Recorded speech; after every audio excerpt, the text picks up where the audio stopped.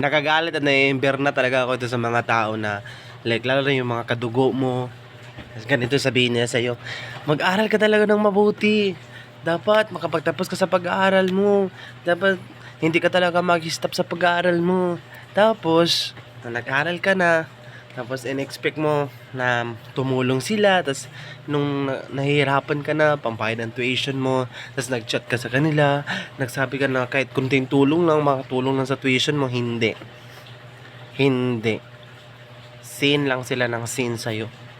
Pero, ang hihilig mag-encourage. Ang hihilig mag-encourage. Pag-aral ka ng mabuti.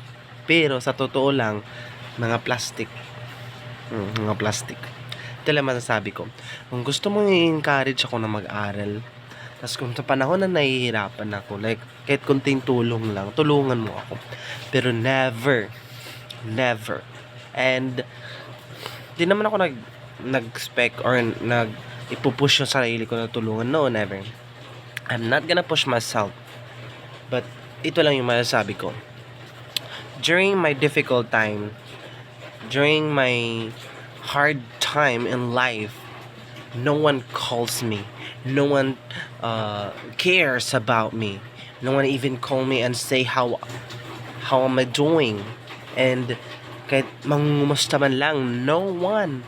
Not even in chat or something, no one. Kaya, this is what I'm always putting in my mind and my heart and my soul.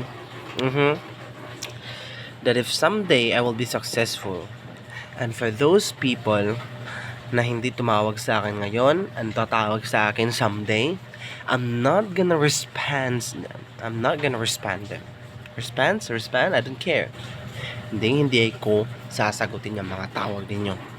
And I will not accept and tolerate your validation, your opinion, your comment in my life. I don't care. I don't care anything. I don't care your motivational message. I don't care. Like mga sabi, mag-aral ka. Like sobrang proud ako sa iyo. Plastic. Mabuti pa yung ibang tao, marunong pang tumulong kahit hindi ka nila kadugo. Mabuti pa yung mga ibang tao, gagawin nila ang lahat kahit hindi ka nila kadugo, tutulungan ka nila. Pero yung sarili mo mga kadugo, walay ka sa kanila. Walay. Yan yung katotohanan sa mundo. Sabi nga nila, kung sino pa yung hindi mo kadugo, yun pa yung tunay mong pamilya.